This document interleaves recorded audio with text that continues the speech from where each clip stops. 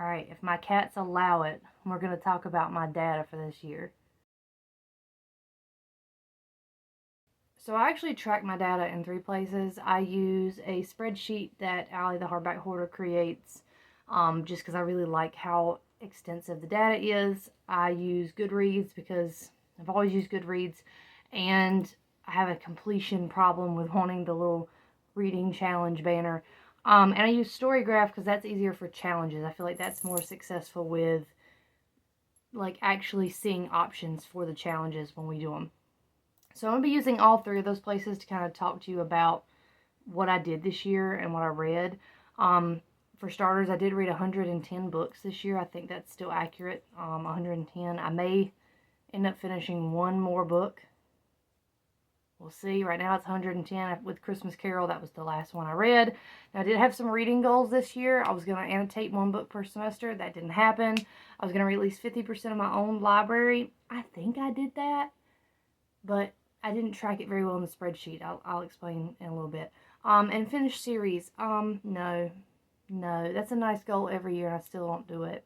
But my basic year stats, let's start with Goodreads. Yes, I am just looking at this here. I would show you an actual live scroll of it, but again, that's a talent I haven't figured out yet. I'm in a time crunch. So I read approximately 30,000 pages and 110 books. My shortest book was Joe Hill's By the Silver Water of Lake Champlain. Champagne? How do you say that? But I read that in a day because I needed it for the Books in the Freezer challenge. I wouldn't call it a book. I would call it a short story, but they put it in there, so I counted it. The longest book I read was 496 pages. It was Extasia. That book was pretty quick for it being almost 500 pages. Like, it did not feel like that. It also was a little weird. The average book length I read was 283 pages. The most read book of like most shelved books on Goodreads that I read was Of Mice and Men, and I teach that, so that makes sense. And the least shelved, only 23 other people shelved this book as read or like to read or whatever, was Good Reception, one of the class books I had to read for my graduate school stuff. So that was interesting. My average rating for this year, surprising no one, is a 3.8. I read the most mid stuff this year, so I'm not shocked that it was in the 3s.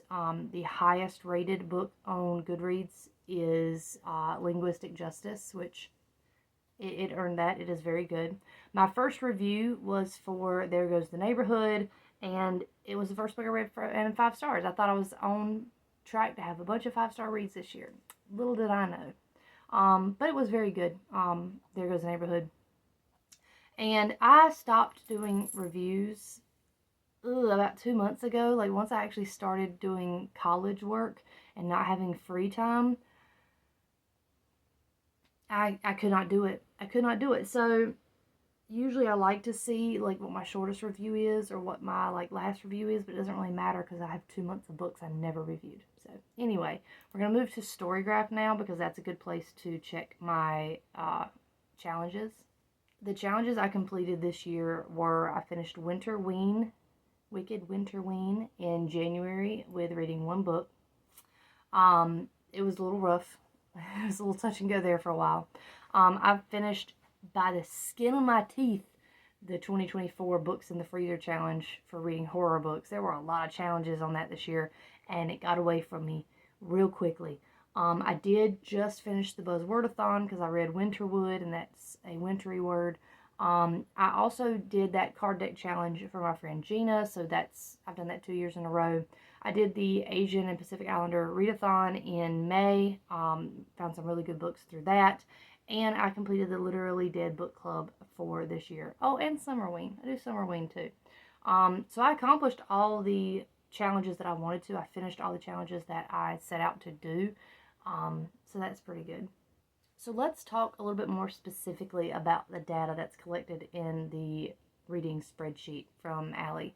I can break down all kinds of things on format, on genre, on like location. Like it's so much, it's almost too much, but it's just the kind of data I usually enjoy looking at. So for instance, I can tell that my main read genre this year was horror. At 26% of what I read this year was horror books. That makes me feel good because I always say that horror is like my favorite genre, And then it doesn't really reflect that in my end of year goals. So that was number one. Contemporary anything was 22% of my reading, and 17 books. And then like fantasy, historical were kind of tied for the third place there.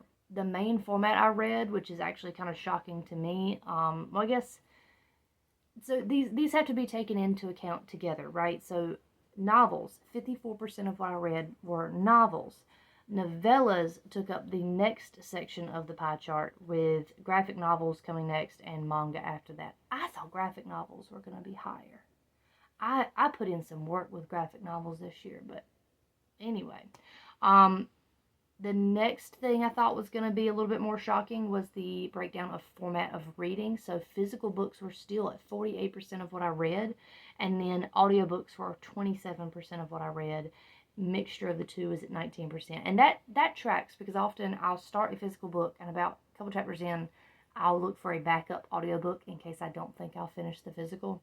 I did not read a lot of ebooks this year. My Kindle's been going through some stuff. I don't know if it's a midlife crisis or what, but she's been struggling to stay charged and access anything, which is devastating because I do use my Kindle a lot, especially during the school year when I can read during lunch and at the pool.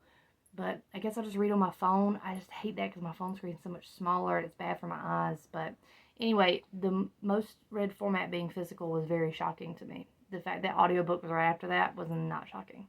I'm pretty proud too of the like status of the books, whether it's debut, new to me, or read before, because a lot of the books I read were new to me.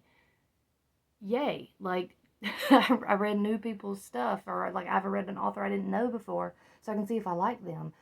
Did not read a lot of debuts, and I think that coincides with the fact that I can't use my Kindle because I have a lot of ebooks I wasn't able to access. And then 42% being read before, that's not really shocking either. I teach, so I'm going to have about 10 books per year that I read multiple times, so that's actually not that shocking to me.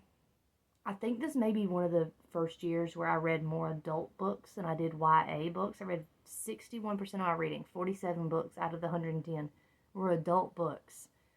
That's, I mean, okay.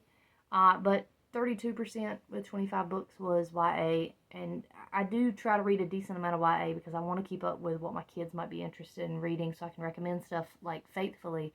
But I was kind of shocked that that number was what it was. Middle grade being a little bit higher is not bad. I did read 4 middle grade novels, and I probably would have read more. I think middle grade is a very good genre to read. They usually tackle pretty heavy topics, and do it in a very accessible way. I just didn't reach for any of them this year, and the ones I did reach for really weren't that good. And that might have been me problem, but I don't know.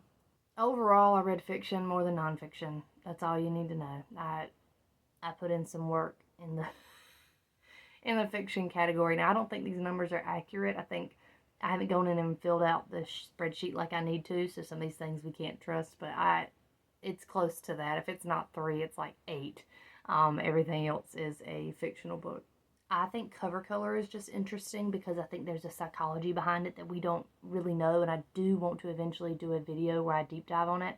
I just don't know when I will, because when you think about my genres read and things that I'm reading and you look at my cover breakdown, you start to wonder if there's a correlation between stuff. So 21% or 21 books, 27% of my reading had blue covers. 23%, that's 18 books, had black covers. So are those covers more prevalent in horror, or are they just more prevalent in general? Pink was very close behind, which shocked me. I don't usually reach for pink books, but I guess I did read pink and pink adjacent books this year. But blue always seems to be the winner. I don't know why there's more blue books than anything else. Somebody let me know if you do. So when I said earlier that I wanted to read 50% of my owned library, there is a section of this spreadsheet that's my owned library, and I've separated it into like read, not read, and like on the shelves or TBR or whatever. I haven't updated it very effectively. There's still books on that list that I definitely have unhauled and taken out of the room. So just for now, we're going to have to hope that that 38% is higher, because that's what it says. I've read 38% of my library. I think I've read more than that now just by getting rid of books. But I definitely didn't hit 50. I'm pretty positive I did not hit 50. So I'll have to do better about that next year. There's only so much I can do. I try to make it a goal for myself on all of these reading challenges to pull from books in my actual library rather than new books that I've just got or books that I'm buying for that purpose. So while I would like to get better at the things that I have in this room and better at reading the things I have in this room, maybe that's a 2025 me problem. I guess. Um, that's it. It's not as thorough as a deep dive as I'd like to go, and I'd love to show you more stats, but here's the reality of it. When I started grad school in August, all of my ability to track this stuff left my brain. I couldn't do reviews like I wanted to. I couldn't track things. And also, I don't hold on to books, and I don't recheck them out. So I'm not going to put up pretty little piles of books at the end of this and show you physically. That's so cool. I love people who do those in their videos. It's so aesthetic and neat. Can't do that. I don't have room here. I've got multiple animals. It's not a reality that I can live with. So you're going to have to live with this, and that is the screenshots I've provided to you. Let me know how your reading year went. How many books did you read? Is that more or less than you thought it was going to be? How many do you want to read in the next year? Because I'm still going to put 100. I always put 100. I usually get over that, but at least 100. And let me know kind of what your data breakdowns are. All right, that's it. That's the whole video. Bye. Part of the problem is I'm lazy. That's part of the problem. That's a big part of the problem. I'm motivated enough to read. I'm not motivated enough to do anything else.